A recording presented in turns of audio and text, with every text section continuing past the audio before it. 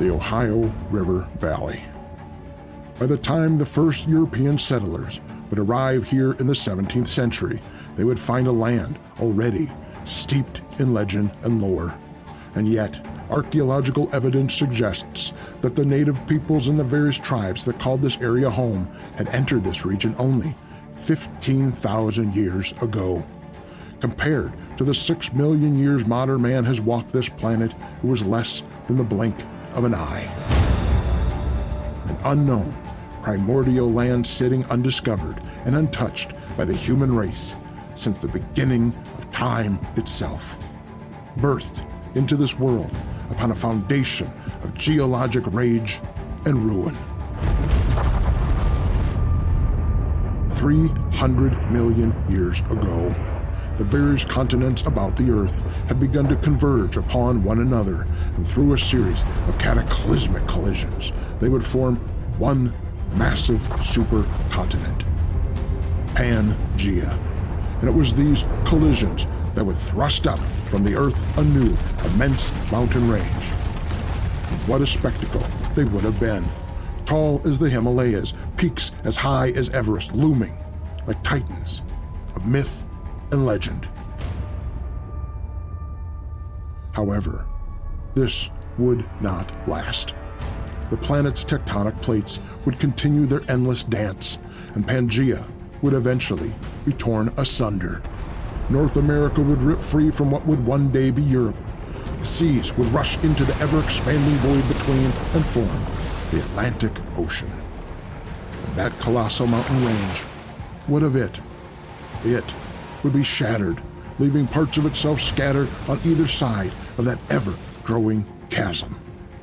On one side, Africa's Atlas Mountains, Norway's Scandinavian mountains, as well as the Scottish Highlands, and the other, the rest would be left on the future North American continent and form the Appalachian Mountains. The ages would pass, and eventually the sands of time would erode even these mighty peaks. Rain would fall, snow would melt, and the waters would rush down the mountains carried by countless waterways. With them, they would bring sediment and soil that would eventually wash into the lowland areas at the feet of those mountain ranges and become the flat, fertile terrain of the Ohio River Valley.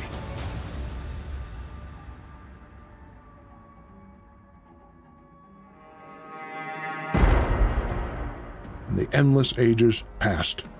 Decades gave way to centuries, centuries to millennia, and so on and so forth. And over the following millions upon millions of years, life on this planet flourished, only to be nearly utterly extinguished by cataclysm, and then reborn. And the cycle of life, death, and rebirth continued again and again and again. And as these cycles came and went, who knows what remnants may have been left behind? What monsters and unknown horrors remained forgotten, hidden there, amidst those mountains, shadows, crevices, and caves, older than the continents, older even than the oceans, and carved through its heart the Ohio River, and its sinewy tributaries branching out, spider webbing across this undiscovered land, flowing with ancient waters haunted by dark, nameless, shambling nightmares.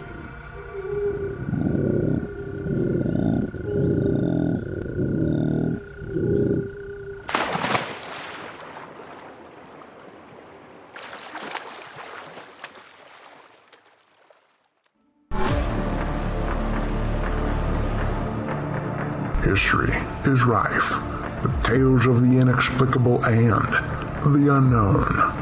Stories so bizarre, they send the fingers of doubt creeping into the recesses of our very minds. Join us as we investigate.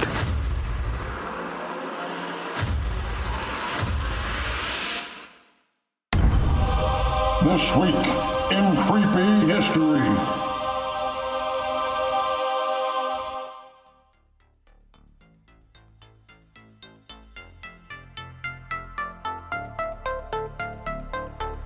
Hi, I'm Laura Kram, and welcome to Season 1, Episode 9 of the Creepy Acres Podcast, this week in Creepy History. And with me, as always, is my Bigfoot co-host, Sam Squatch. What's up, Sam? Oh, not much. I gotta say, I'm doing pretty good. This winter has done almost nothing, where I'm living. And it's like spring. It's been like spring for like 3 months. It's great. How are you doing? I am doing fantastic. Do you want to know why? Yes, I do want to know why. Because I get to hang out with you and all of our friends in Ohio at the second Frogman Festival. Oh my God, that's this weekend? That is this weekend. And you will have to be stuck in a car with me for about 8 hours, I think. Oh my God. Yes. That's a long time. I feel sorry for you. What? I feel sorry for you. I do. Why? Look, because I have a lot of musk. It's a lot to take in. Oh, I'll just roll down the windows. It's fine. Yeah, you better. Look, it's potent. Look, You don't want any part of this. Sam, I'm telling you now, though. You dare touch my beef jerky or blue slushy, and I will drop you on the side of the road. I don't care about your smell. Just don't touch my road trip snacks. They're very important to me. I understand. I respect your boundaries. And as such, I will promise you, from the bottom of my heart, I will do my best to 100% not probably touch those snacks. And don't touch the music. Well, I don't know. Look, what are you going to play, though? I mean, are you going to play the Bee Gees? Maybe. All right. If it's on my party mix. Oh, all right. Oh, a party mix. Okay, I'm liking where this is going. Okay. Yeah. You know what goes great with a party mix on the road? Road snacks. Yeah. And once again, we're back. I'm eating those road snacks. You're not keeping them from me, Kram. I will get you your own. How's that? Thank you. Look, all I ask is that you get me my own because I cannot go into a store and buy them. I am too famous. Oh. Thank you.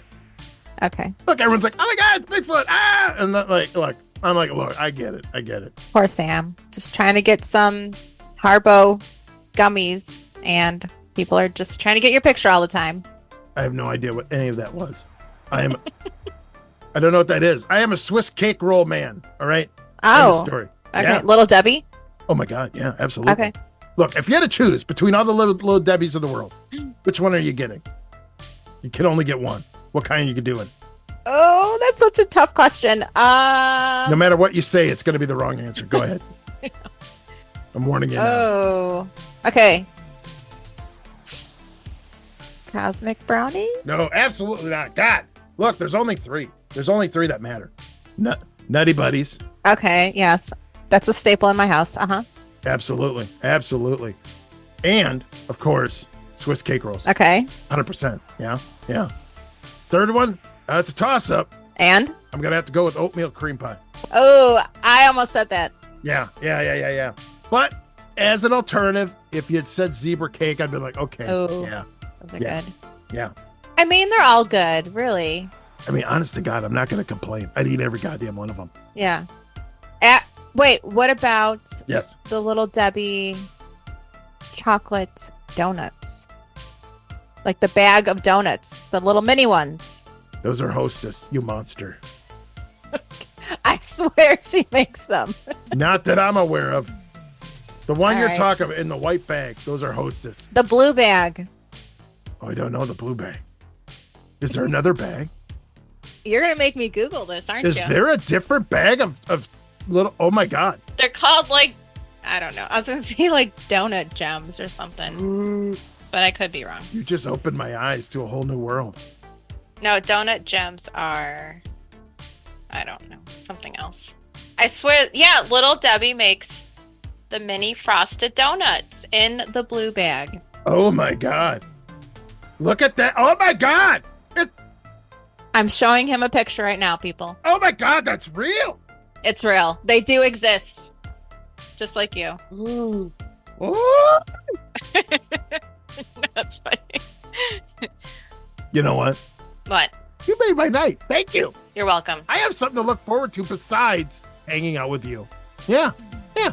Well, know what? I'm glad we're agreeing on this. Yeah. Yes, of course.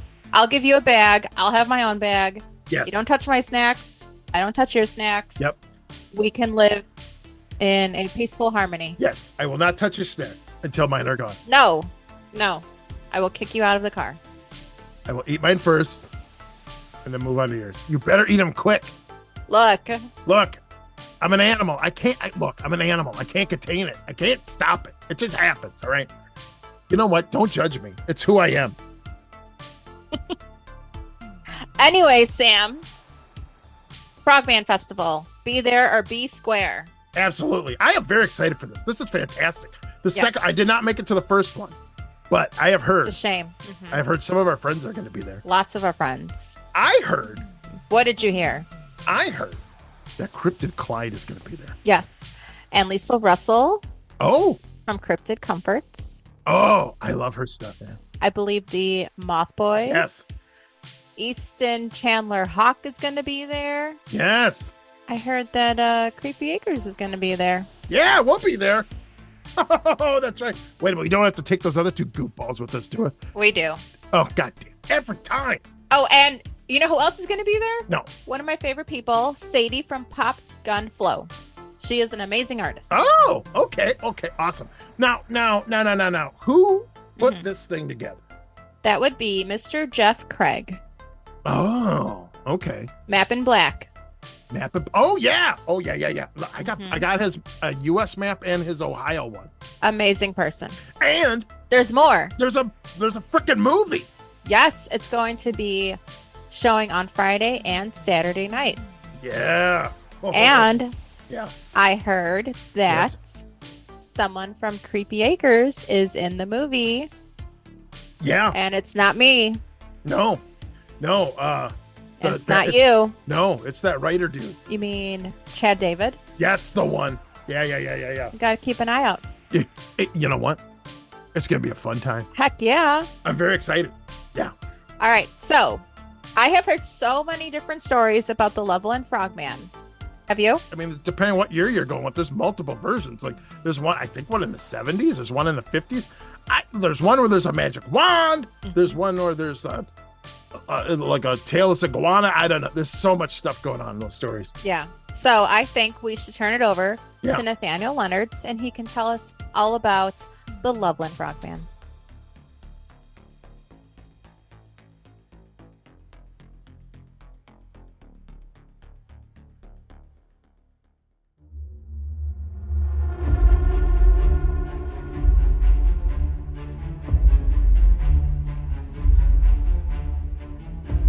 March 3rd, 1972.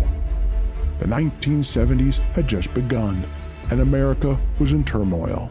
The Vietnam War was several years past its peak, but still, the conflict raged on as U.S. and South Vietnamese forces clashed with the military of North Vietnam. Meanwhile, back in the U.S., the women's liberation, civil rights, and environmental movements were all in full swing, and foreign competition in areas such as steel mills and car factories had led to a mass deindustrialization that had begun to infect the major cities across the country with job loss and urban decay. But all that must have seemed a million miles away to those living in the small, quiet city of Loveland, Ohio, known for its picturesque valleys, rich soil, and of course, the scenic Little Miami River. Located in the southwestern part of the state, this suburb of Cincinnati straddles the counties of Hamilton, Claremont, and Warren.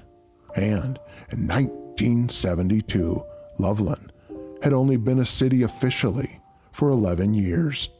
Its previous status as a village ending on July 25th, 1961, after a population strike during the 50s forced it to reincorporate as a chartered city. And it was this small slice of Americana that Officer Ray Shockey found himself patrolling in his police cruiser at 1 a.m. on that Friday morning. The officer was en route to Loveland, Ohio, via Riverside Road, now Riverside Avenue and Kempler Road, a small two-lane stretch that snakes along the banks of the Little Miami River, a 111-mile-long tributary of the Ohio River that twists and turns its way through 11 Ohio counties and forms the border between the counties of Hamilton and Claremont, as well as Hamilton and Warren. Officer Shockey was driving slow as the roads had been icy that cold, clear night. At the intersection of Tightwee Road, near the Totes Boot Factory, Shockey's patrol car was creeping around a large, wide bend in the road when suddenly something caught his eye. A lifeless mound off to the side of the road. Thinking it was perhaps a dog or some other animal that had been hit by a car, the officer stopped his vehicle, a decision he would likely regret for the rest of his life. For to his everlasting horror, as his headlights came to rest upon that heap, it stood up. Facing the bewildered policeman was something from a nightmare. He guessed it was maybe 3 to 4 feet tall and weighed maybe 50 to 75 pounds. It had no hair or fur, but instead what covered its tiny childlike frame were creases and bumps scattered across a leathery husk. It stood there on long legs, motionless, its eyes reflecting the glow from the headlights. Its front limbs, considerably smaller, hung at its side. But the head is what disturbed Shockey the most, for its features reminded the officer of a huge frog, or perhaps a lizard. But either way, whatever it wasn't human. Suddenly, the small being turned and in an instant leapt over a nearby guardrail, scrambled down the embankment on the other side, and plunged into the freezing waters of the Little Miami River. And just like that, it was gone. And Officer Ray Shockey was left standing on an empty road with nothing but the sound of his police cruiser's idling engine. When he reached the Loveland police station, his head was still swimming with endless questions and doubt. Doubt over exactly what it was he thought he had seen. He would tell his story to a fellow officer, Mark Matthews. Matthews, skeptical of Shockey's tale, would return with the bewildered man to the scene. But the two would only find scratches on the guardrail, and on the other side would appear to be tracks leading down the embankment heading toward the river below. However, any doubt Matthews had about his fellow officer's story would soon be wiped away when just 2 weeks later he would find himself in a situation all too familiar. March 17th, 1972. Spring had arrived the previous week in Loveland, Ohio, with unusually high temperatures in the mid-70s. However, winter was not ready to relinquish its grasp just yet. So, on this night, St. Patrick's Day 1972, Officer Mark Matthews found himself on patrol along the outskirts of Loveland, Ohio, amidst a biting cold. The night would lead him, like Shockey before, to Riverside Road and the banks of the Little Miami River. The officer was simply driving when he suddenly found his police car's path blocked by an animal lying in the middle of the road. Matthews, intending to drag the carcass of the unfortunate dead creature out of traffic and out of harm's way, stopped his vehicle. He opened his door, and as he stepped out of the automobile and into the freezing night air, the creature jumped up and sat crouching before him. Matthews was stunned. The inhuman entity facing him appeared to be 3 feet long and had a face like a giant frog. Suddenly, it began to run, and not wanting to lose it, the officer drew his .357 Magnum service revolver and pulled the trigger.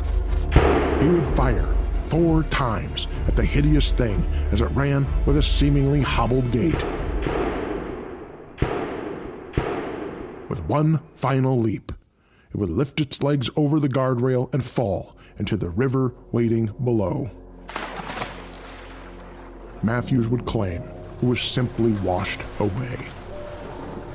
He would also note that the creature seemed to have a limp, as if it had been injured, and it never once took its eyes off the officer.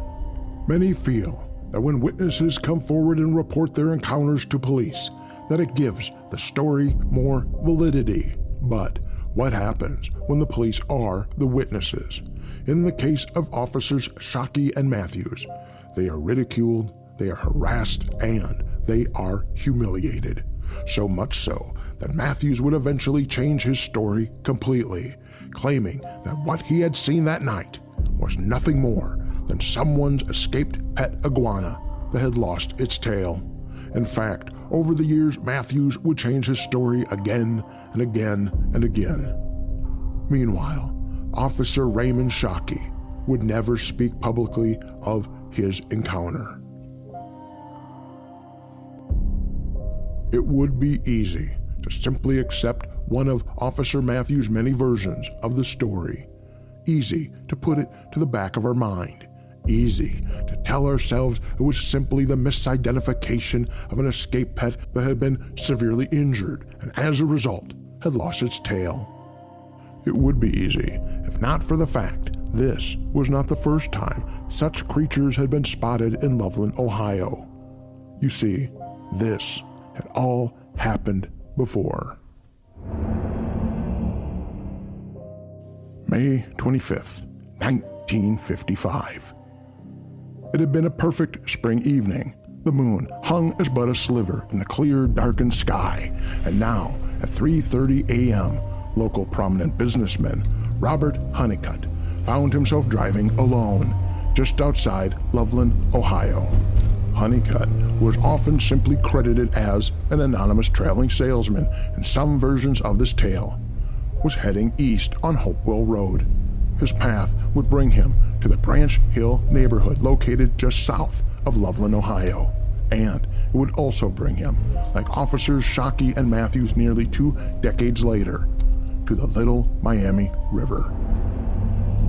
As the man's vehicle approached the bridge that spanned that river, he found a most bizarre scene awaiting him. There, caught in the headlights of his car, appeared to be 3 men kneeling on the side of the road. Honeycutt, confused, thought perhaps someone had been injured or might have been in need of aid. So, being the Good Samaritan, the man pulled over and got out of the vehicle. Now, finally being able to get a better look at the situation before him, Honeycutt froze. For what stood before him wasn't the scene of an accident, and it wasn't 3 men kneeling. In fact, what stood before Robert Honeycutt that night wasn't even human. The 3 bizarre beings weren't kneeling at all, but stood only 3 feet tall. Their skin, or perhaps it was some type of tight-fitting clothing, was gray in color, and the creature's arms that hung at its side were long and spindly and ended in webbed hands. However, their chests were strange, misshapen, and lopsided, inexplicably bulging to one side. The top of its hairless head had a corrugated appearance like rolls of fat running horizontally over it. But their faces, the eyes were large and appeared normal, except they had no eyebrows above them. The nose was indistinct, but the mouth was a thin line that seemed to span the entire width of its smooth gray face, giving it the appearance of a frog. The 3 creatures stood facing the man. The one in the middle held something in its hand. It appeared to be a rod of some sort, and from the end bluish and white sparks jumped and flickered. Honeycutt began to approach the group and made it as far as the front bumper of his vehicle when the one carrying the illuminated wand made a gesture as if to tell him, come no further. And then Honeycutt's world became a blur.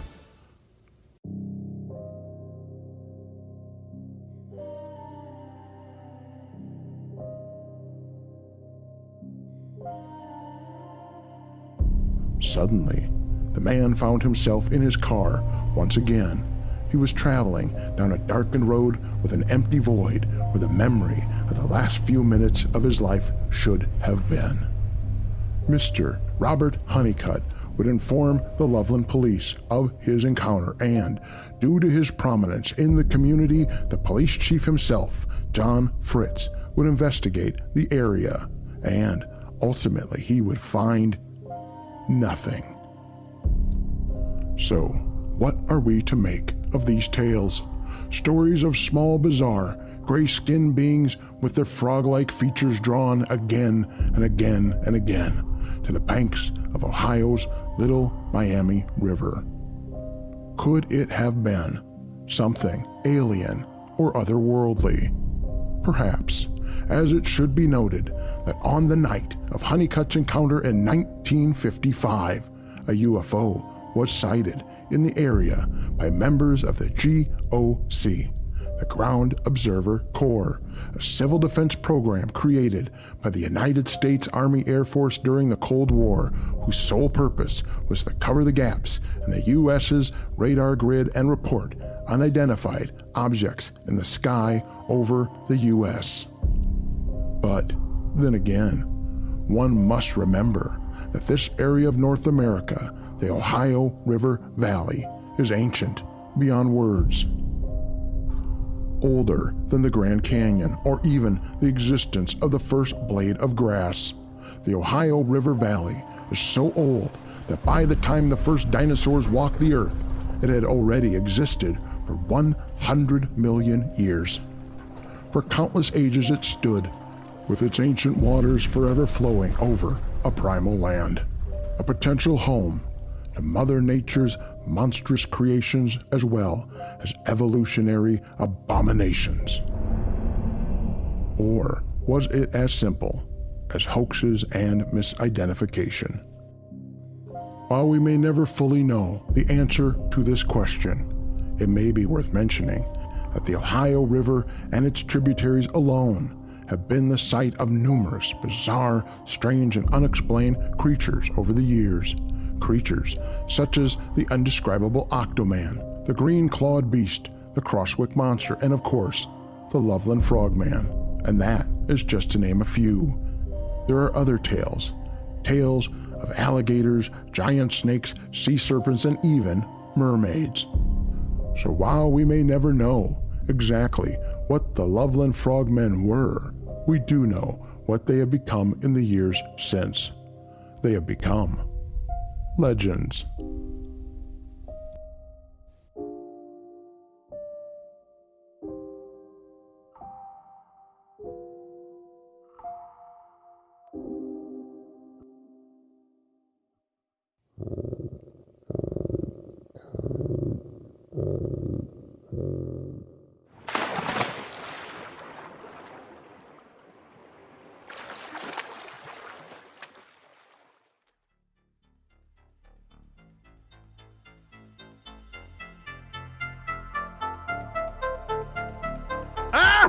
Oh my God! Oh, What? Good Lord! What? Ah. This is the Frogman. Yeah, but look. Okay, I don't want I don't want you to take this the wrong way. Nothing against the Frogman. Uh-oh. Okay, but it creeps me out. Okay. It creeps me out. Why does he? Why? Look. Okay. When they describe him, they never mention him having hair. Okay. They never mention him having. Does a frog have hair? Well, no, but he's a frog man. Okay. So there's part man in there. All right. Here, this is my issue. My issue is they never describe him as having like hair or scales or anything like that. All right. Okay. Which means he's probably just sort of fleshy and sticky. And that grosses me out. Sticky. Yeah. Yeah. Like picture you take your hand like on Ron Jeremy's belly. Ugh. Right? Ow! Or top of his head. Ew. Or okay. Gracie. Okay. You're a mom. You're a mom, right? So picture this. Stick your hand in between the cushions of the couch, looking for something, and it goes right into a jelly sandwich the kid stuck in there earlier. Oh my God. Just that. Gross. Yeah, right? Or like you put your hand under the car seat, you know, or like under the seat in the car, you know, and you're like looking for something and your hand goes right into that, like, you know, fill in the blank, cheeseburger, apple, whatever thing they dropped back there like a week ago. Yeah. And now your hand comes out just sticky. That's what I picture the Frogman's skin's like. It gives me the goddamn heebie-jeebies. Gross. Yeah. Thank you for that image.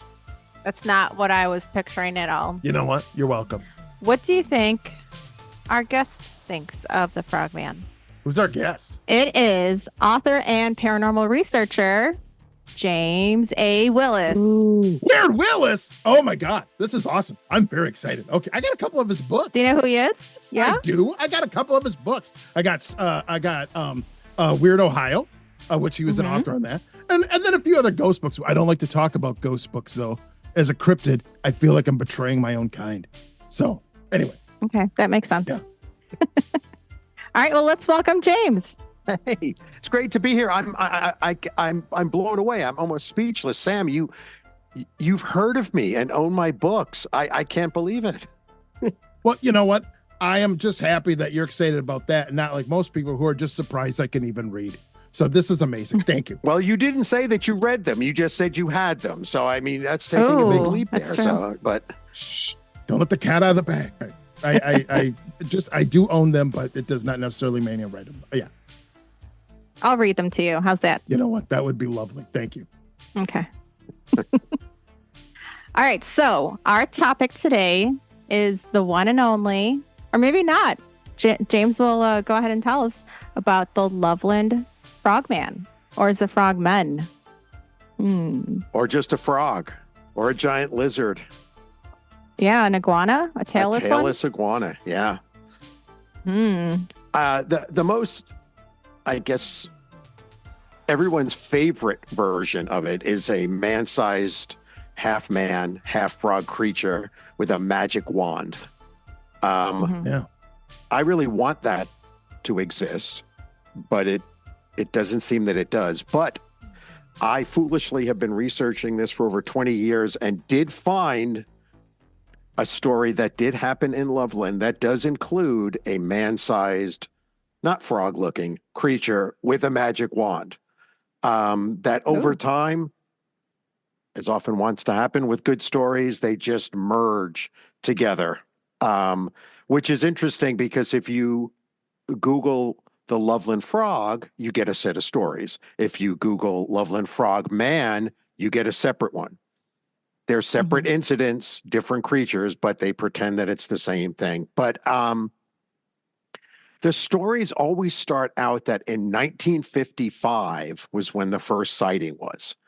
And then they say the most famous ones, which are happened in 1972, when two Loveland police officers, week or so apart from each other, encountered something. Again, it's become that they encountered a man-shaped half frog, half thing creature, and that one of them shot at it. He either shot at it and missed, he shot at it and hit it, and then it fell into the Little Miami River and was washed away. They recovered the body, all these different versions. The true part of the 1972 stories is that there were two police officers from Loveland, about a week and a half apart from each other, did see something. The first one to see it was Officer Matthews. There are some reports that he did report it that night, but nothing appears in the newspaper. There's absolutely nothing about it. About a week and a half later, a second officer, Ray Shockey was the one who saw it first.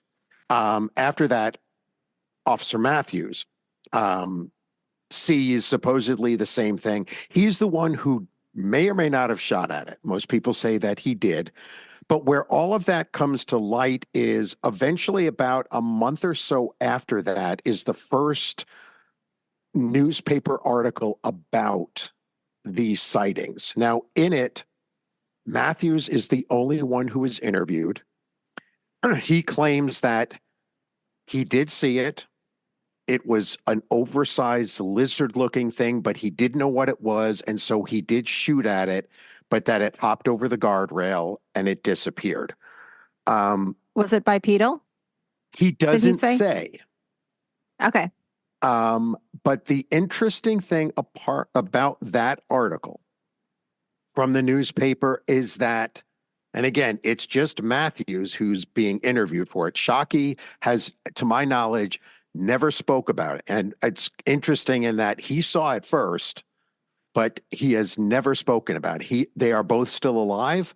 I have been trying for well over a decade to just speak, even off the record, to Mr. Shockey because he's basically witness zero. Matthews, Right. we'll get to in a second as to why I really don't feel the need to speak with him because, but in that original newspaper article, it is mentioned that they didn't know what it was and didn't want to tell people that there was something out there because they didn't want to freak people out. Probably a paraphrase there, but so they didn't say anything, but that they actually, it's a police office. So the police department actually used sketch artist and came up with a sketch of what they saw. They sent that to the curator of the Cincinnati Zoo, who is interviewed in the article and basically said, I don't think this could be a frog because it doesn't look anything like it. And frogs, this was actually in around March when they saw it. They were like, a frog that big is not going to be able to survive. But they're all the descriptions that are in there are that it is this lizard frog-like creature, but nobody really knows. I can't find the original sketch. It just sends, but the reason I bring all of that up is because Matthews over time changes what happened. Over and over and over again. Now, again, that's why I want to find Shockey because I want to know what happened. But Matthews, as he changes his story, what it looked like, pardon the pun, it mutates. So it keeps changing. His last Matthews, where when I read this, I'm like, yeah, you're just kind of butchering the story here now. Matthews' most recent thing was, I think, in 2016, where he claimed it was a tailless iguana that was half dead anyway. He shot it, killed it, threw it in the trunk of his patrol car, brought it back to the station, showed Shockey, and Shockey said, yep, that's what I saw. That has to be complete BS. Because in the original articles, why are you having a sketch done and sending it? And the curator of the Cincinnati Zoo is going on the record saying, yeah, I see this sketch, if it was already dead in the trunk of your car. So I think he's just changing the story. I think he thought it was cool for a while, but I am convinced Shockey did see something. So I'll pause there. See if Sam, you got anything before I get really weird here? Well, so my question is this. So you think that probably what happened was Shockey saw this thing. Matthews wanted to back up his buddy. And then, or like, was like, hey, because my guess is Shockey saw something. He was probably getting a lot of ribbon from the guys, as they're wont to do. Yep. And then he was like, I want to back up my buddy. And then all of a sudden realized, oh God, everyone thinks I'm nuts. And then tried to change the story to be like, it was just a lizard. And you're all right, so you can leave us alone now. And is that about what happened? I think that is what happened. I just want to know what they saw the first time, because as I said, if you look up, and all of those reports, they started getting kind of sketchy after that. People said that they were seeing a giant frog, but it wasn't necessarily even, it was in Loveland, it was outside of Loveland, but they were just talking about a big frog. They weren't talking about something that was large enough that somebody's shooting at it. Because I have heard it's like 3 or 4 feet tall. It's bipedal, and it's holding a magic wand. A wand. Yes. Yeah. that sparks. So, because I am never, I wish I could be like on the ghost shows where they're sitting in the room and they're like, if anyone's here making noise, and they hear like, and they're like, that's a ghost, moving on. I always, my main thing was, I looked at that and thought, okay, it was something that was misidentified. Like you said, Sam, it just freaked out Shockey, and then Matthews was trying to help, and then Matthews just all of a sudden, when he started getting guff, he kept changing the story. But I was like, but I want a giant man frog with a magic wand to exist. And where did that come from? Because if you were going to build onto this, yeah, you might make it bigger, you might make it bipedal, but why is there a magic wand? And where I started to go back was, if you look, it's all over the place. That the first time it was cited was in 1955. So I went back and started looking through all of the records, trying to find out, well, what was going on in 1955, and found that some of those earlier reports or the books, they say that it was a businessman who was driving home and saw this giant frog thing. It wasn't a businessman. His name was Robert Honeycutt. In 1955, he was driving home to Loveland, was on the outskirts of town. He's all alone. It's about, I want to say it was about 3 a.m. Make it 3:15, be having a little hard time. But it was like very early in the morning, but it's still dark out. He kind of crests a hill and he sees 3 figures on the side of the road. He said he initially thought, this might not be the proper term, but they were hippies or something, because he thought they were kneeling on the side of the road because they were small, about 3 to 4 foot tall.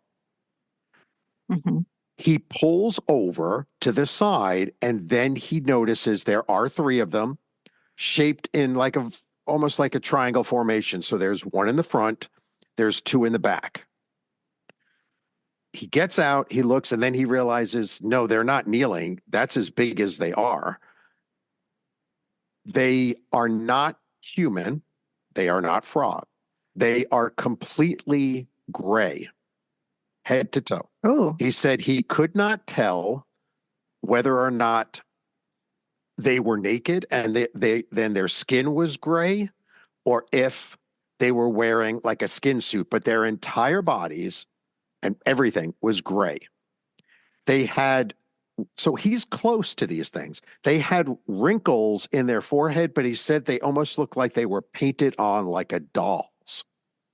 Their chests were bulging out just one side. They were very lopsided. Sam's getting scared. Yeah, I know. It's wigging me out a little bit. It's wigging me out. It's creepy. Here comes the best part, though. So he's looking at them, and the one in the front pulls. He notices that there is the one in the front has what looked like to be a chain or something attached to the side of his body. On the other end of that chain is a piece of metal, like a rod. He holds it up over his head, and sparks start jumping back between it. There's your magic wand. So I tell people in 1955, that's when the frog became a man, because all of a sudden you've now got it tall. He's got this magic wand. At that point, Honeycutt is like, I'm done. I'm out of here. So he gets back in the car and he takes off. This is where the story, to me, Honeycutt's story, becomes valid, because put yourself in his shoes, middle of the night, he's driving home, he sees whatever the heck this thing is. He goes to the Loveland police chief's private residence and bangs on the door and says, I don't know what this is. It freaked me out. Again, paraphrase, but you have to check this out. The police chief said, didn't smell alcohol. Honeycutt didn't appear to be under the influence of anything, but he said he was scared. So he grabbed, I love this, his service revolver and a Polaroid camera. Oh, And they went back out there. And Oh, okay. all they saw was there was a depression on the side of the road where they were standing, but they both smelt, which is incredibly weird to me that people know what this smells like, but it was the smell of burnt almonds and alfalfa.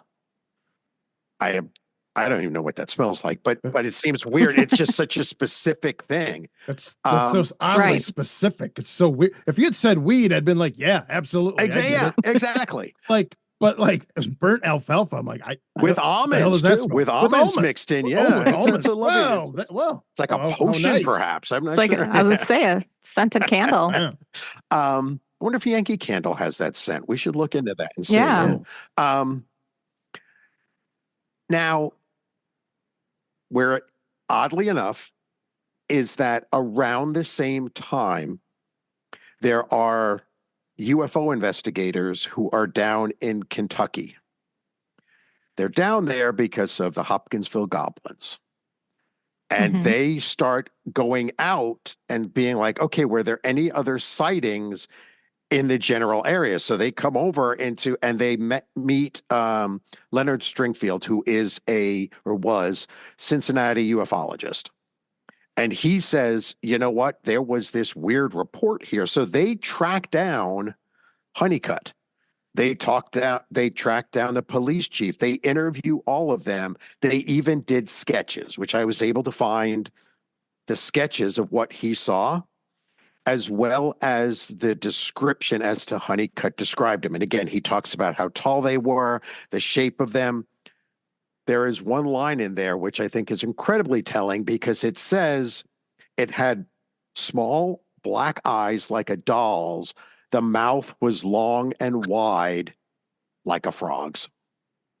And lo and behold, over time, those two things jammed together to become, and that's why I often refer to when they're like, so what is the Loveland Frogman? Is it a cryptid? Is it a creature? What is it? I'm like, it's an amalgam. It is a bunch of different things that just got stuck together.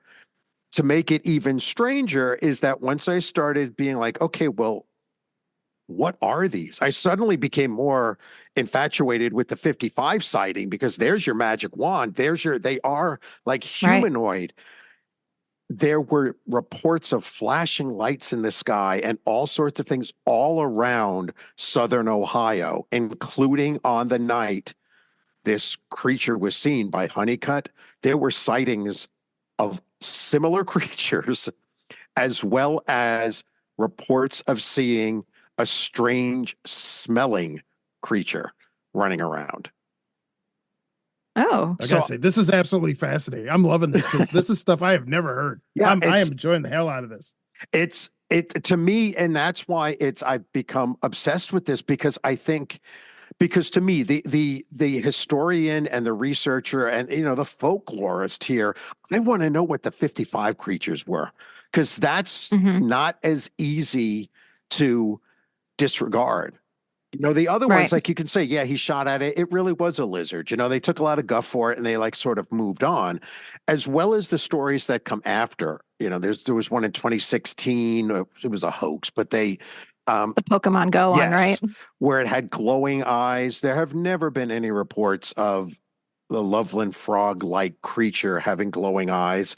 I was able to pretty much figure that out quickly. My wife actually found something similar to what they used, which was a frog-shaped lawn ornament.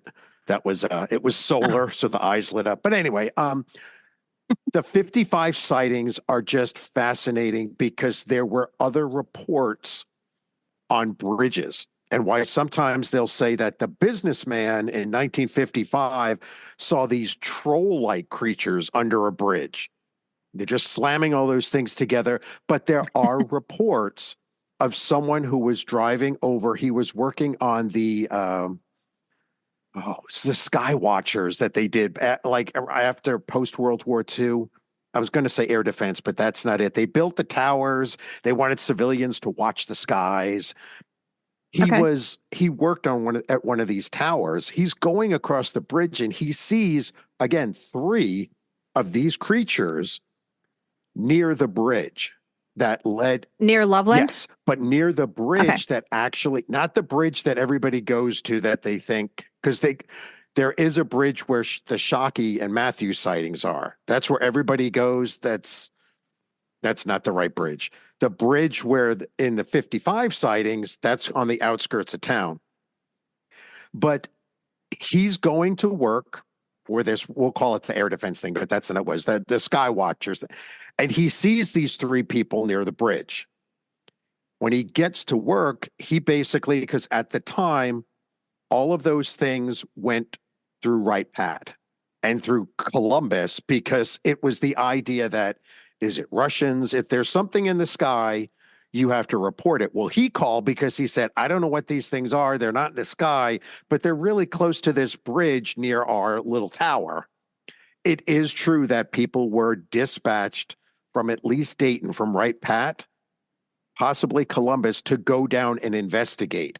Not because there was a giant frog thing, was because they wanted to make sure it wasn't I don't think we called them terrorists back then, but there wasn't a threat that they were going to blow the bridge up. So those elements are all true, but the men in black have never, to my knowledge, not that they would tell me, have never investigated the Loveland Frog. But that story that I just told you, the kernel of truth is that our government, at least the military, did come down to investigate frogman-like sightings in the area. And this was all the same year, That you was said? all in 1955, yes. Okay. Wow. That's crazy. Wow. This is just staggering. Because like I said, I've looked into this stuff and I'm just as guilty as like a lot of these guys where like I've heard that it was a salesman, that he's on his way home. Yeah. I've heard all the stuff. And now all of a sudden to hear it from this point, well, like I've never actually heard the guy's name before. Because I was like, well, I mean, how did they know this even happened if we don't even know the person's name? So this is fascinating. I'm having a ball. This is great. Thank you, Weird Willis. Thank you. Thank you, Sam. So there was no Polaroids taken then, right? By the chief of police? There was not. No, as I said, I don't know why they didn't, other than it was just a depression in the ground, but he did. Yeah. And he is on the record for saying that, yes, he did go out there. He did smell it. Mm-hmm. There are reports of people after that not seeing anything in the area, but smelling something weird. I'd have to go back and look in all the accounts, but I don't think anybody else after that initial sighting got as specific as saying it was burnt alfalfa and almonds, but there were multiple reports of this. One of them is about the smelly man that was running around, which can go a whole lot of different ways. Yeah, it could be you, Sam, but I feel attacked. But yeah, it's just fascinating to me how I think what happened in 55 is I think things got a little too weird and it was able to go, yeah, it's nothing. Let's move on. And unfortunately, by the time I realized, whoa, this is not the same thing, all of the witnesses or individuals involved in the 55 thing had all passed on, unfortunately. So I do have a lot of records that from then. There is a rather interesting thing in one of Leonard Stringfield's books where how they found out about the Honeycutt case, if you will, is because they went to try to talk to Fritz, the police chief, about, we'll call it the bridge incident. And he was like, yeah, I don't want to talk about that. I think it was because, I don't want to say it was national security, but I think because the idea that they thought there could have been people trying to blow the bridge up. But Fritz then said, but there's this other guy you might want to talk to. And that's where the Honeycutt case comes in. I also find, even though I don't think there's a connection because the descriptions don't match at all, but the Hopkinsville goblins is the case, if you will, where the idea of little green men came from. That's where, the little green men were little green men. But the really trippy part is the Hopkinsville goblins were not green. They were gray. And and it's like, wait a second. So now you've got not too far away from each other, and granted you're hopping over the state line and stuff, but multiple reports of all gray creatures. Now, again, the descriptions they're not at all common with each other, other than them being gray. But like the Hopkinsvilles kind of had like giant ear looking things and these other ones were bald. But it's something like, wow, maybe there is some sort of connection, but I've not found anything other than the fact that they were both supposedly gray. Now, did Honeycutt say that those three creatures even looked at him, or did they even notice that he was there? That's a great question, is because as he was looking at them, he kind of got the impression that they were kind of checking him out. And at one point, I don't know if it was all three, but there was a definite turning of their heads to look at him, at least with one of them. And then we'll call him the leader, the one who had the metal rod.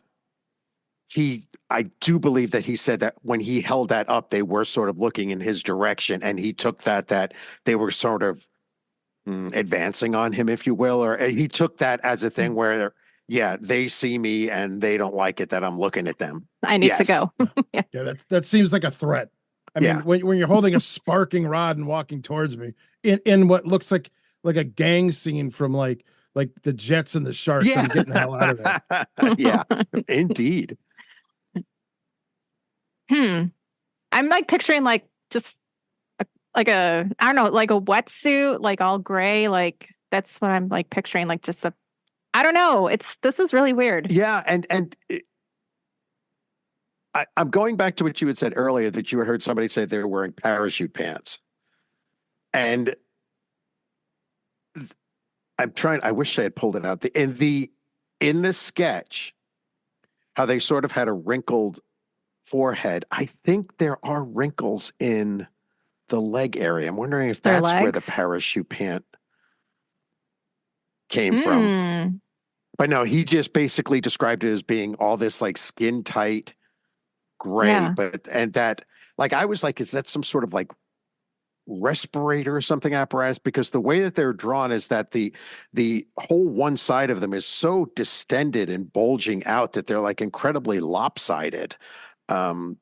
Just really weird. And so what I did was then started looking into reports of from 1955 of aliens and cryptids or any creature that was seen anywhere in the world that even remotely looked like that. They're not. Now you will find giant frog-like creatures. They do sort of pop up all around, but these 1955 creatures, they don't exist other than that one time.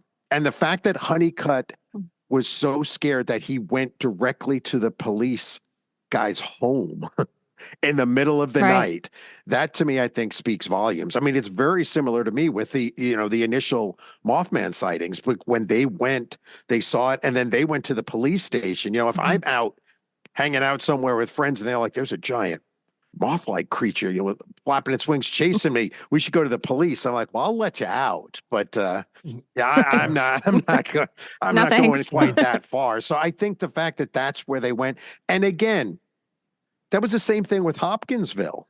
They drove into the police station and were like, we need help with this. I think that at least gives validity to the fact that something scared them enough that they went to the authorities, or authorities, I guess you're saying. But yeah, I mean, because there's people that could have a wild dog on the property. They're not going to bother calling the cops, right? Exactly, and that's a very real threat. So that could possibly really hurt you. Now, in the sense of this is a thing.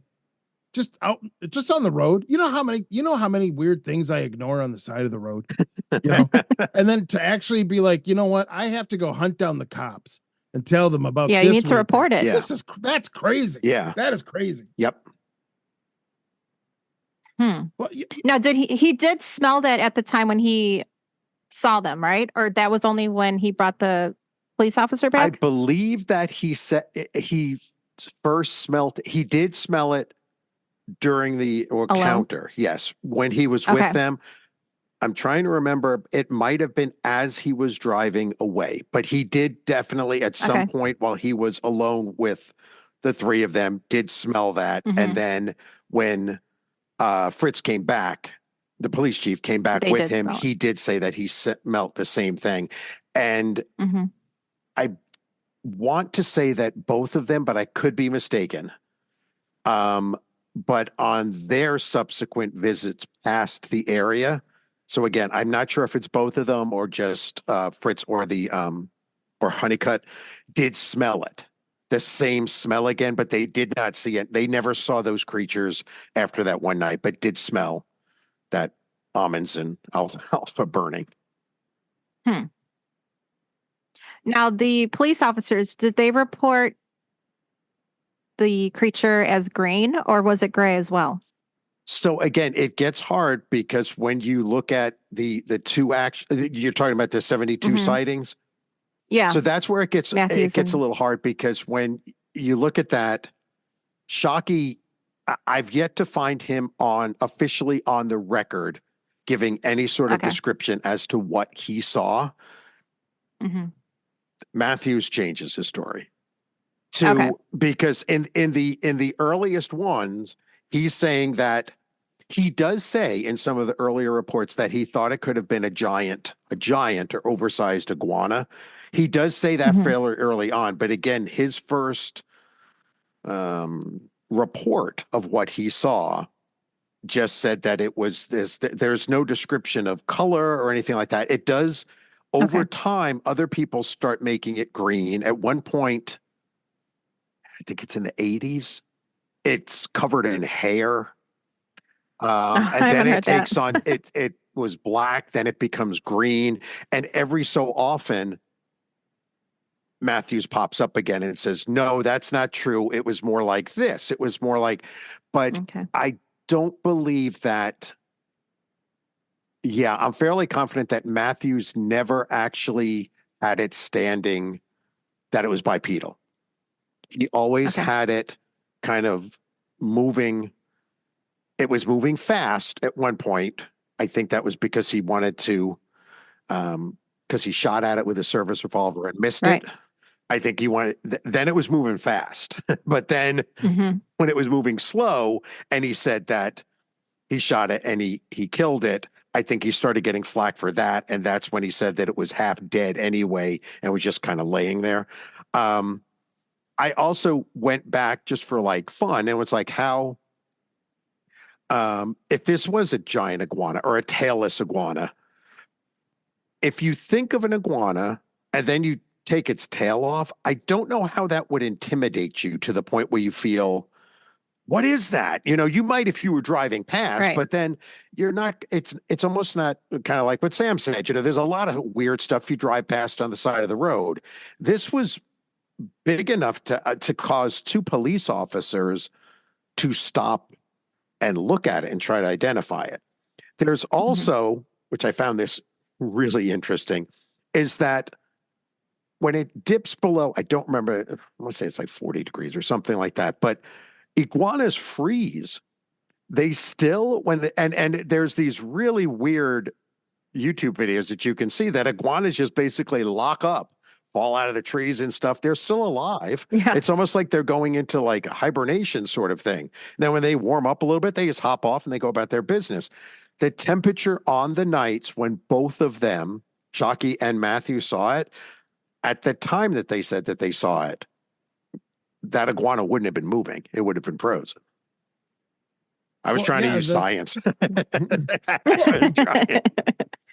No, that makes sense. Oh yeah, it totally makes sense because I mean, like those people I know that have iguanas, they have to have sun lamps. Yes, to like keep them to keep. But also the fact that the story I believe is that it then scrambled down the thing and jumped in the river, and I'm like, well, that's even going to be worse. It hopped over the guardrail. Yeah, correct. Is one of the stories. And then hopped into the river, and it's like, well, that's even worse.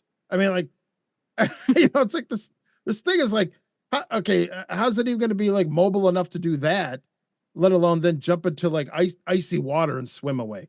Like I don't understand it doesn't make, and again, when the story was changing, Matthews was trying to change his story to make it fit.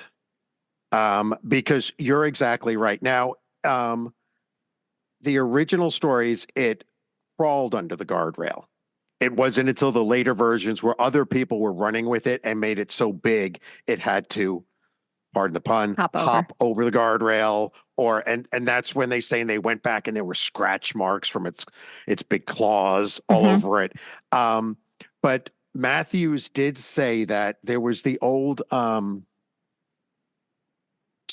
Totes boot factory was right there, and they kind of had those it was just steam. Wasn't any chemicals or anything, but basically it was belching all that stuff out into the Little Miami River. He was saying that maybe this thing was keeping warm near the steam pipes. Sure. I mean, I guess. Okay. All right. Yeah. I mean, it didn't have a magic wand, so what was it going to do? I had to do something for heat. Right. Exactly. So just out of curiosity here with this. So, I mean, obviously your study goes, obviously far beyond just the frogman. I mean, you study Ohio in general. Yes. So my question is this: that description of the lopsided chest. Yes. The only other thing that I'm aware of that I've ever seen that is also in Ohio, and it is the indescribable Octoman. If that yes, yeah, because that also had a lopsided chest, and I believe was gray. Yeah, that's kind of another one that I think people kind of ran with. Don't break my heart. Don't break my heart. Don't do it. He's setting the record straight, Sam. Oh, damn it. All right. Well, the only reason I feel the need to set the record straight is because I don't want to run into that creature. Okay. I mean, I think that one doesn't have like multiple eyes now, and like it's straight from Lovecraft is what it is. I mean, it's just a fearsome thing. I've never found, so here's the thing. I'm not going to say that doesn't exist. I just have never found any reports of it that are confirmed sightings of it that give that much description. The reports that were reported, including I think it was a truck driver, the one who was going over the bridge, he sees it down in the water.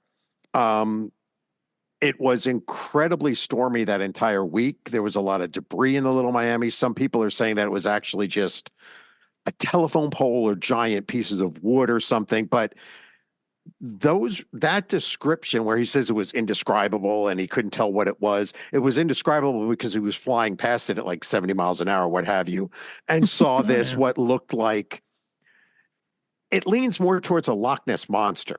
So I do love the idea that they make it that it can't be described because it's so hideous. It's kind of like that. To look upon it will cause you to go insane or something. That's why I don't want that to exist. I'll find insanity my own way. But yeah, those are ones that I think over time. And I should say, that being said, Ohio is a really weird state. I think. And I'm not from Ohio originally, and it ended up being the intro to Weird Ohio, because way back when in '99, when I was moving here, I was asking people, I'm like, well, what can you tell me about Ohio? And they all went, I think a lot of people drive through Ohio. And I'm like, great, I can't wait. But I found that Ohio as a state is, first of all, it's weird looking. I mean, it's like short and stumpy kind of thing, but it's just like Sam. I did not say that. I did not say that. I was gonna say it was shaped like a shield from the Renaissance Festival for a kid, but whatever. Yeah, I guess certain stumpy like me works too, Laura. Thanks. But if you look at it on a map, it's landlocked east to west, and you've got Lake Erie and the rivers down, top to bottom. you go across Ohio, not only do you get like all 4 seasons in about 15 minutes, but there is so much stuff in here. Like it is the center of a lot of things. I mean, because of Wright Pat, if any UFO allegedly crashed and debris was recovered, Roswell, Kecksburg, it went to Ohio. It went to Wright Pat. We have things like the Serpent Mound and all of these ancient works that when people were like, well, who built them? And they're like, the Adena culture. And they're like, well, who are they? Well, they were lived a long time ago, like BC thing. Well, who were they? We don't know. And it's kind of like because Ohio embraces its weirdness. I think that's why you just have so many weird things. But you do. My point being is that Ohio is never happy just having regular old cryptids like anybody else, you know? Yeah. Loch Ness Monster? No, we have to have South Bay Bessie. You know, we have to have our version. We can't have a Bigfoot. We can't have a Sasquatch. We have to have the Ohio Grassman, you know? And so you start running into all of these little pockets where it's almost as if they're willing these things. It's like, hey, if you're a weird looking monster cryptidy kind of thing, come to Ohio. We have reports of vampires and werewolves in Defiance, Ohio, just in one little town. You know, technically it's a city. We got them both running around out there. You know, we've got versions of Bigfoot. Like, there's the Limburger cheese monster, you know, and like that's running around up there too. So I would not put it past that there really is that octo beast we're kind of running around. That's one that I'm kind of just nervous to think he exists. Because like I said, it's straight from Lovecraft. It's just a little too creepy for me. You know, I will say if there is some sort of cryptid recruitment thing going on in Ohio, I want in. Because I'll tell you, like I'm in here in Minnesota, and it is Deadsville, man. But like you guys, like I mean, you actually got like festivals and stuff, and you acknowledge us, and you know, God damn it, we get some respect in Ohio, not like out here. And I'm down. You would definitely get respect. You just find Jeff Craig, and he will hook you up. I'm sure he would do. It only took him, I don't know how many years it's been, Jeff, but it would take you 20 years to finally do the Loveland Frog one. But yeah, talk with him, Sam. He'll hook you up. All right. Yeah, I think I got him on speed dial. Check him out. If not, I know Laura's got his number. So what is your favorite all-time Ohio weird case? Is it the Frogman? I think he is near and dear to my heart, but he's also one of the most frustrating. And I think that's why he probably would be at the top, because it's not just one. You know, like I said, you can kind of look at the 72 sightings and then follow that through and say, okay, this is what I think it is. So you can kind of get your conclusions for that. And it's the 72 sightings that have turned into the more modern ones. Those are okay because you can at least be like, oh, here's a new one. Well, it doesn't really fit into this. It could be, it could not be.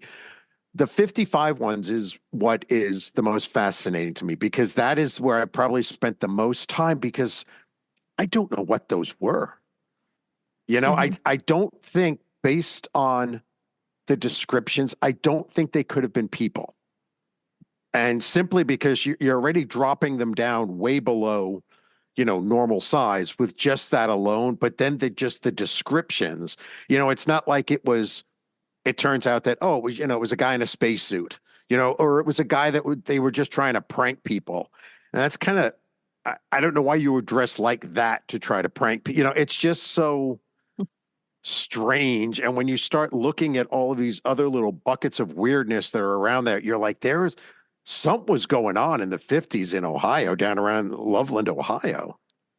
Yeah. So what made you decide to write a book about all the weirdness that Ohio has? It started way back when. Actually, I always tell people that I blame my parents for it, but it was because I was born and raised in the Hudson Valley of New York State, not very far from now that area is just lousy with folklore, urban legends, you name it. It's just, there's something just weird about the whole area. Founded by the Dutch, so you've got all these weird legends, and it's like, is that real? Is that not real? I was also in kindergarten, was reading at a 5th grade reading level. So I was allowed, my mom got me permission that I could go into the library and get out any book I wanted. And I knew that the stuff I wasn't supposed to look at was the stuff all the way up on the top shelf.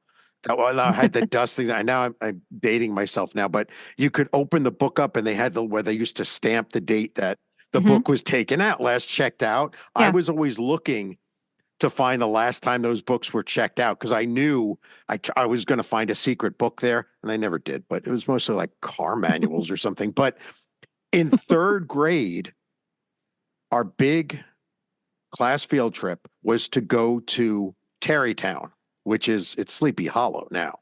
And that was where it was this, obviously the legend of Sleepy Hollow, the headless horseman. 3rd grade teacher decided she was going to convince us that the legend of Sleepy Hollow was a true story. And what she did was, we all read the story, got on the bus, went up there, and then she took us around to all the different locations from the book. So the bridge that the horseman couldn't cross over because he couldn't cross over the water, where he supposedly threw the head or pumpkin or whatever, took us out to, showed us the church and all these different things. And then I will never forget this. She took us out to the cemetery, the old burying grounds, and started pointing out the graves of the characters. So the Van Tassels and all of the people from there. And I was just like, the headless horseman is real. This is amazing. He is real. And then because I was reading at such a high level, of course, I went back and went to the library and got all these books out. And I found that Washington Irving, who wrote The Legend of Sleepy Hollow, borrowed everything he saw in Sleepy Hollow and just incorporated that into the story, including borrowing the names of the characters from the cemetery, making the names off the people in the cemetery. I tell people, though, I think he made up for it, though, because if you go there today, Washington Irving is buried there. Okay. Right. But so what that led me to believe at a very early age was, I was like, I love this scary story. I'm all into this weird and these scary stories, but that's not true. So what are the true stories? So anytime I hear about ghosts or monsters, anything that's just weird, I want to find out, because I've never found a story.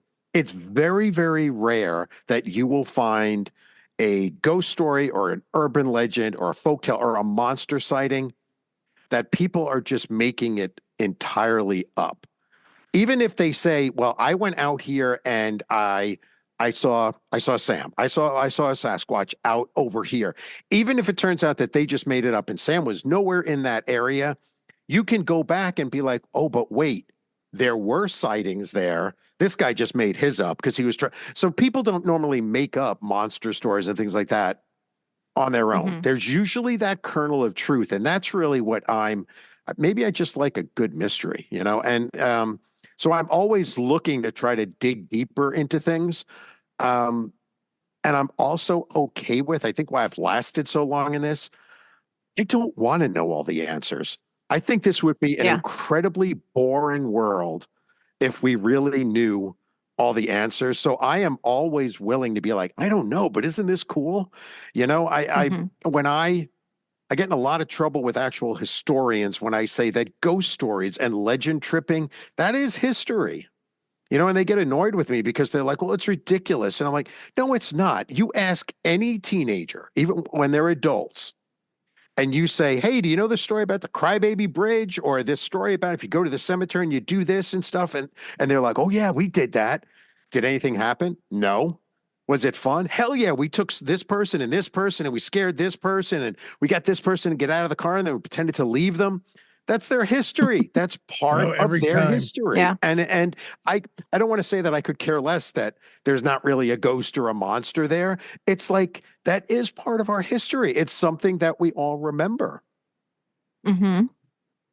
Yeah, I think That's very true. yeah, that's fantastic. And you would believe how many times I left my friends at that graveyard. It was so funny. Oh my God. Oh, the look on their face. I mean, I'd go back usually the next day, but I'd go back. In the daylight. Yeah. Well, yeah, I'm not going to go back in the dark. It's terrifying. You kidding? Oh my God. I'm not nuts. I love it.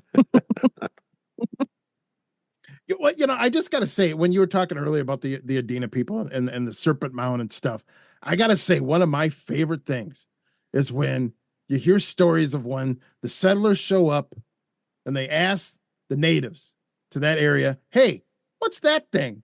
And the natives say, we don't know. That was there when we got here. I love that because I'm like, what the hell is it? Yeah, like, exactly. What the hell was it? Yeah, the Serpent Mound is something that is just a total amazing thing in that when you're looking on the ground, it kind of looks like a golf course kind of thing with a lot of like hills and things.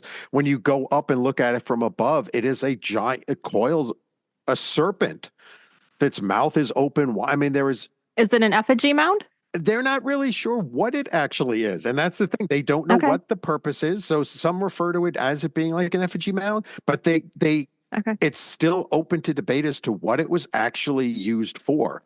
There is a lot of confusion as to not only who it was built for, but who it was built by. All the way down to its mouth is open and there is a sphere like in its mouth. And some people say that it's an egg, that it was some sort of fertility type of thing. Other people saying that, no, it's the earth or it's a planet or something. But the strange thing is this is gigantic. And it's not until you're way up in the air that you actually see it. And it's like, this was not something that somebody just took an afternoon to pile it up. And it is not depressed. It is actually raised. To see it. Yeah, it's amazing. And it's in Ohio. Have they found any like pottery They or have anything? bits and pieces of bones? things, yes. Okay. It does not appear to be So like a there's a burial lot in mound. Wisconsin. But yes, it's not a burial mound per se. But yes, they have found things about it. It is protected now, thankfully, so that it can't from the golf courses that are trying to move in over there. But it's it's progress, I guess. Where in Ohio is that? Peebles is actually, I believe, so you're heading down southern part of Ohio. Okay. That's very cool. Just out of curiosity, is that thing, is that like the kind of thing we're going to find out that's on the, like, is it like on the edge of a crater or something weird? Is it going to be like some weird thing like that? It's Ohio, Sam. It is, I know. You never know. But I want to actually say, and I'm drawing a blank right here, that like a meteor or something had actually hit there a long time ago that they actually did go back and recover. So. Ooh. That was so weird. My God, I just pulled that out of nowhere. Wow. I'm telling you. See, Sam, you need to come to Ohio. I couldn't remember if that was something I knew of or something I saw in a movie. I was like, that feels right. I don't know. So, and speaking of that, so speaking of like pop culture kind of creeping into the facts, there's a lot of pop culture kind of stuff that has creeped in from other media into the Frogman stories, isn't there? Correct. Yeah. It's there over time there was a high school, some high school students actually put out a short film about it.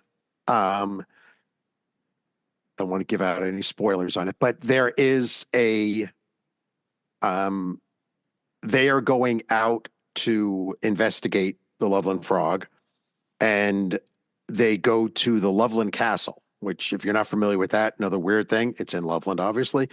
We're weird in Ohio, just not creative with how we name things. So if you can't find anything Ohio, 9 times out of 10, it's in the name of the place.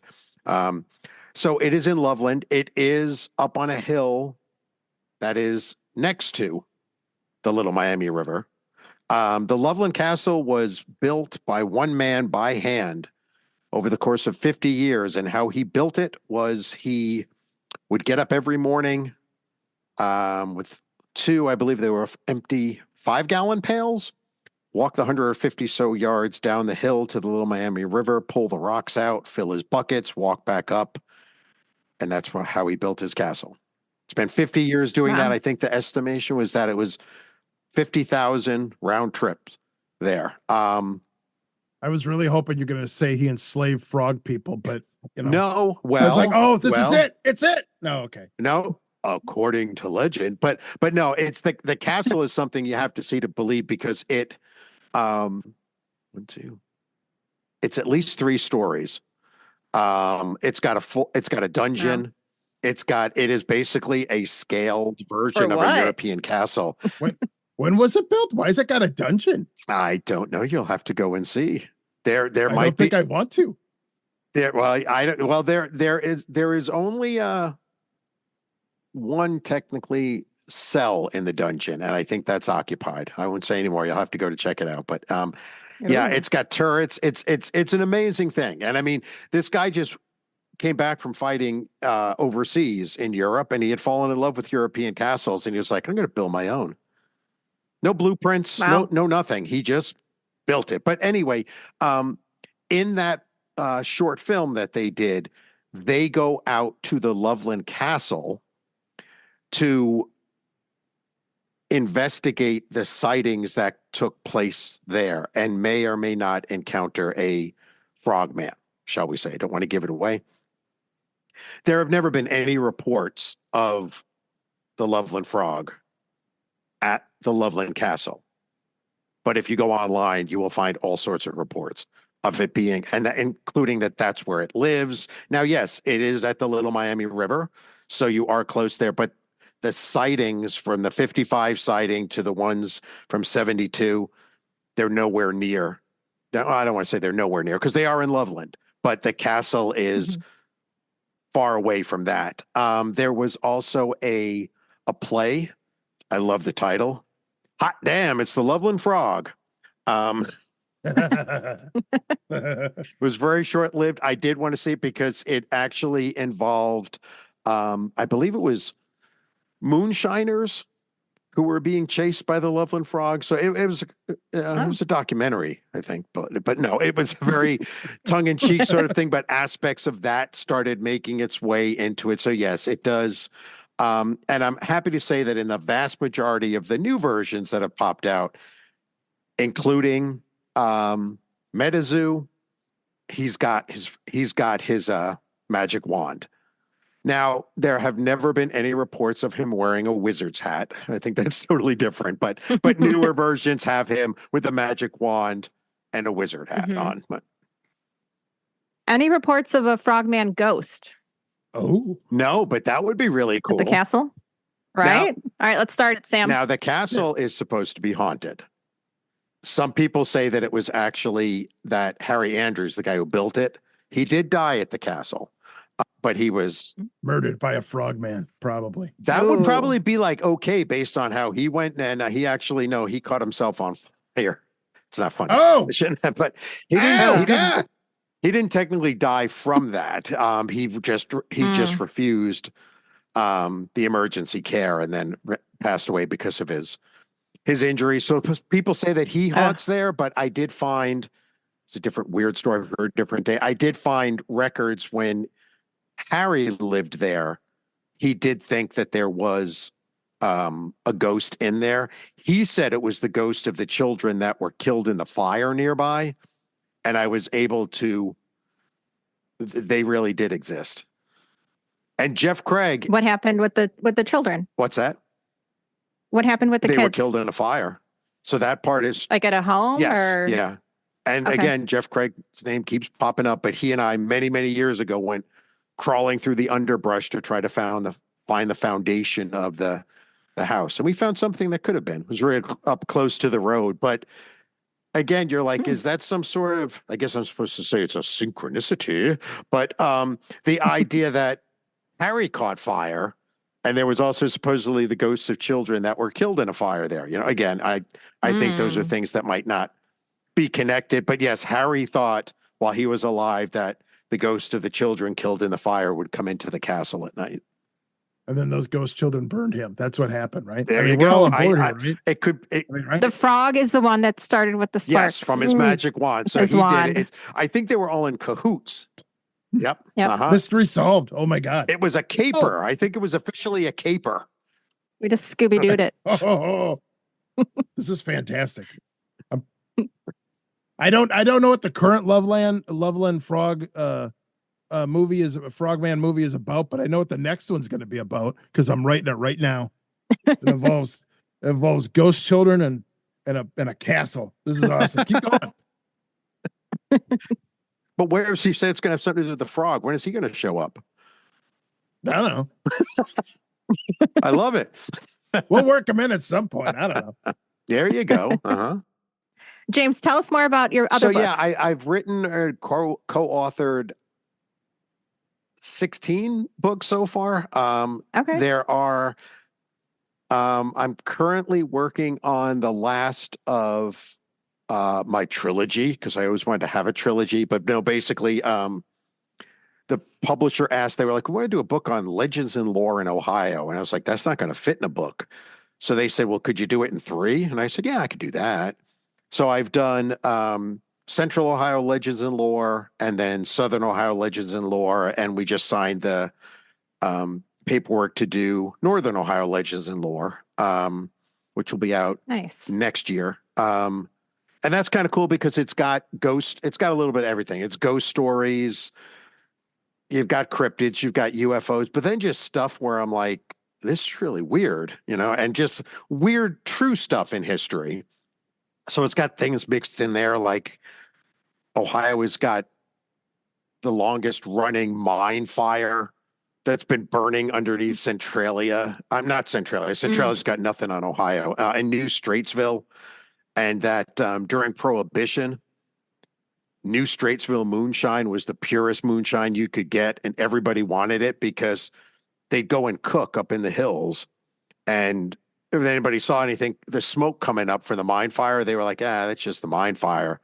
So they didn't bother any of the moonshiners that were up there. So it's got like a bunch of stuff in there. I just came across now where was an urban legend that if you, when Michael Jackson's Thriller came out, that he wanted to talk to all of his fans. And so that if you called the number that was hidden in the barcode on the back of the Thriller album, you were supposed to get Michael Jackson's house. No, you got a little old lady in Akron, Ohio, who refused to give her number up because, gosh darn it, that was her phone number and nobody was going to have it. So she kept it all the years just for spite. So there's that. I also just signed a thing on, which is probably the book that was nearest and dearest to my heart, which is Ohio's Historic Haunts. I did that in 2015 with Kent State University, of all places. It was the first time that a university backed a ghost book. And it was a unique premise, one that I've had for many years. And it's that buildings, not just in Ohio, but for the book we were focused on Ohio, is that historic buildings, some of them over time gain a reputation as being haunted. And that even if you can't validate the haunting, the ghost story will work to keep actual history alive. And so what I did is I found, I think it was 21 locations in Ohio, historically significant buildings that were supposed to be haunted. And then each of those locations was divided into thirds. The first third was straight history. When it was built, who built it? Why did they build it? The second third were the ghost stories. But I purposely did not talk to ghost groups, troll the internet. They were all one-on-one interviews. I think it was like 220 hours worth of interviews for the book. Oh my goodness. Where I sat across a table with the owners, the employees. All of them had gotten their stories cleared by the owners of the building from people who thought they had a ghostly encounter. And I wanted to do it that way so that anybody reading the book, if they were to ask me, did they really have that encounter? I would say, I don't know. But I looked them dead in the eye across the table. I didn't call BS. They believed they had a ghost encounter. And I think that's the power of the ghost story. And then the last third, I got locked inside the building with all of this fancy ghost equipment to see if I encountered anything. And sometimes I did. Did you? Sometimes I did. Yeah. And sometimes I didn't. And the bottom line was it did matter, but it really didn't, because all I was trying to say is, here's the history. Here's what people had their personal experience. Here's what happened when I was there. And so just signed the contract on that for Ohio's Historic Haunts 2. So we're going now to 21 new locations all across Ohio, some of which have never been, the vast majority of them have never been investigated before.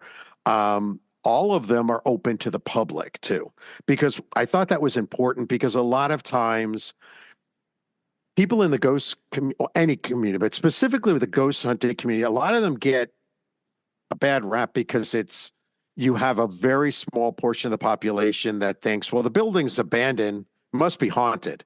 So you got breaking and entering, you've got vandalism and all this stuff that sort of gives the field a bad name.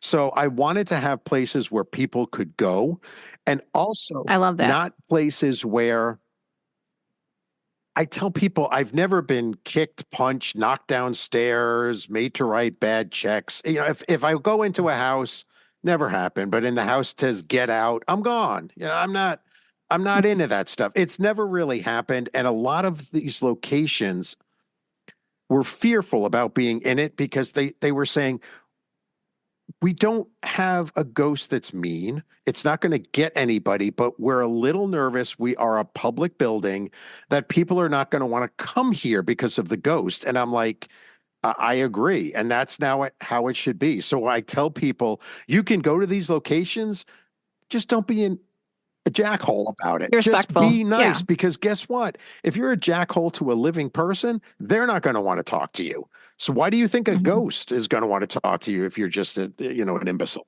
Right. Just be nice. So that's some of the stuff that I'm working on. I've done Weird Indiana, Weird Ghosts, Weird US 2. I'm sure I'm leaving some out, but a whole bunch of them. Just everybody should just go buy them all, especially. And where can people buy them? That's a great question. I'm glad you asked. You can get them on if you're in the state that I wrote the book. So if you're in Ohio, if you go to do they have actual bookstores anyway? If you go to any brick and mortar bookstore anywhere within the state, they will have them, but they are available on all of the, usual suspects, Amazon and all those places. So if you just Google Weird Willis books, you will get the whole list of them. And you'll have some at the Loveland Frogman Fest happening March. Yes. Okay. Yes, I will have plenty of them there. I always have to say that. And if you want me to sign them, there is no charge for that. I'm still blown away. I did GalaxyCon, which I was like, I don't know what this is, but they wanted me to come, and I'm like, sure. And people would buy the book. I was like, do you want me to sign it? And they would be like, how much? And I'm like, you bought it. I'm just defacing it. I'll do whatever you want. I mean, I'm just honored that you're wanting to buy something of mine. But that's when I realized. Now, of course, I was there with the William Shatners and the Mike Tysons of the world. That it's like they were making some coin. But me, I will sign, pose for picture, anything you want. I'm still that little kid who just likes weird stuff, and to find that people are actually out there and like this stuff. I just had to get the stories out of my head. In case you haven't noticed, I like to ramble on about a story or two. So it was the idea. I just got to get them out, and to find out that, wow, there's other weird people out there that like it. It's an incredibly rewarding and humbling thing. Thankfully, I didn't do this to become rich, famous, and arrogant. Kind of have the arrogance down, but the other two, I know it's not coming. So it's like, just jump in and let's go along for the ride. And I just like meeting people. You're having fun. I mean, I just like meeting other people. Like I said, they're like, that story about that Crybaby Bridge, that's not real. And I'm like, well, I don't know. Did you go there? And they're like, I did. Anything happen? No, but it was cool. Those are the kind of stories I love. I just love. Life is boring. I'm forced to live in the land of the normal sometimes. It's not nice. It's fun being weird, within reason, I guess. I like that. I love it. Sam, you got anything? I'm just having a blast. I'm just having such a good time. This is a lot of fun. And you're absolutely right. Life's short, be weird. I'm all for it. I think it's great. And by the way, I will hold you to that you do sign books, because you're about to learn a very, very horrible lesson about telling me that you will sign books, because I will drag a backpack full of books to a festival and make you sign every damn one of them. And he's done that. And I've done it. And I'll do it again. I am the weird guy who has been brought to tears by people who bring me their old dog-eared copy of Weird Ohio that they are like, I've met. See, it's going to happen even on a Zoom call. I've had families come up to me and say that, our kids wouldn't read or anything like that, but we would sit down and read Weird Ohio, and it kind of tricked them into reading. And then we'd put the book in the back seat and we drive around together and stuff. And I'm like, oh my God, like it is. I don't take that lightly. I mean, like I said, I'm just a weird kid who became a weird man, but I don't know. To hear these stories of connection. I love that. Of people who, I've never met them before. And it's, I always tell them, because people are like, do you ever get like people that come up and get starstruck? And I'm like, I'm the one who just, when they're like, thank you for this. I'm like, no, I should be thanking you. I mean, to find out that I just wrote a story about a Loch Ness monster in Ohio and some family got their kid to read because of that. And then they were like, well, let's go see this. I mean, you can't put a price on that. So Sam, you bring whatever you want. Not anatomic kind of stuff, but I will sign anything. I just like that the weird kid, went on to change lives. That's pretty cool. Good job. That did it. Yeah, that did it. I know how to. I stuck the knife. You did. Yeah. Well, you twist away. You twist. All right. Do you have anything else, Sam? No. And any other questions I have, I can ask him at the Frogman Festival 2 on March 2nd. Yes. 2024 in Loveland, Ohio, at the Oasis Conference Center. Cool. All right, James, thank you so much for being on the show. We really appreciate this, and this has been a blast. It's been a blast. Thank you very much for having me on. I loved it.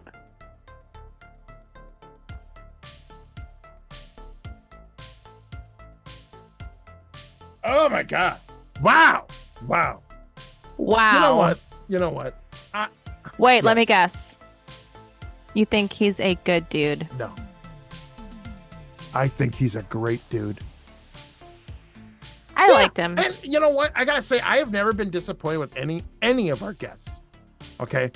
That's because I pick them. You know what? You pick well. I'm making a difference. You know who else made a difference? Who? James A. Willis. He did. When he inspired those kids to read. That was so heartwarming. I almost was like shedding a tear. Almost. I know. I'm heartless. I saw you. I know. I saw you over there. I saw it start to come out, and you were like, nope. And you sucked it right back in. I was like, oh my God, that was amazing. Yep. Yeah. But not me. I got a little blubbery. I know. I saw you grabbing the Kleenex. I know. My God, that man. Heart of gold. And know what? He is going to be at Frogman Festival. He's one of the speakers. I cannot wait. Yeah. I can't wait either. Look, so now I need to know, what time are you picking me up? Because I'm going to tell you right now, I'm not walking there. So what's going on? I don't know what time I'm picking you up. What do you mean you don't know? You're driving. Well, you got to promise not to touch my snacks. Oh, God, get with the snacks. Oh, look, you already promised to buy me 2 bags of my own donuts. Okay. And I told you, I will not touch your snacks as long as you finish them before I finish the other 2 bags. Well, I'm going to put you in the back. Ugh. Fine. Sorry. I can't trust you near my snacks, Sam. I don't. Look, as long as you're not putting me in some sort of kennel, I'm okay. Do you fit in one of those? No, God, no. Absolutely not. Are you That's sure? why I don't want to go in one. Can I try? No. No. It would save some Because- room. Yeah, I bet it would. It would also probably save some room if you chop me into bits and put me into garbage bags, but we're not doing that either. I am not capable of that. Hey, never say never. True. If you touch my snacks, then Yeah. I might be mad enough. I feel like you're going that way right now. It's creeping me out. All right. How about you make a list of the snacks you want? I will buy them, Okay. and I will have Yes. them ready when I come pick you up. Awesome. Can I just write on that piece of paper, Laura's snacks? Let's just roll the credits and get out of here. God damn it. Come on. It was a joke. I'm going to eat those snacks though. You can find us at creepyacres.com, and you can listen to us wherever you get your podcasts, also YouTube, and we're on the socials, Facebook, Instagram, Twitter, which is now called X, Threads, and we have merch at tpublic.com. Thanks for listening, everybody. And as always, hey, keep it creepy.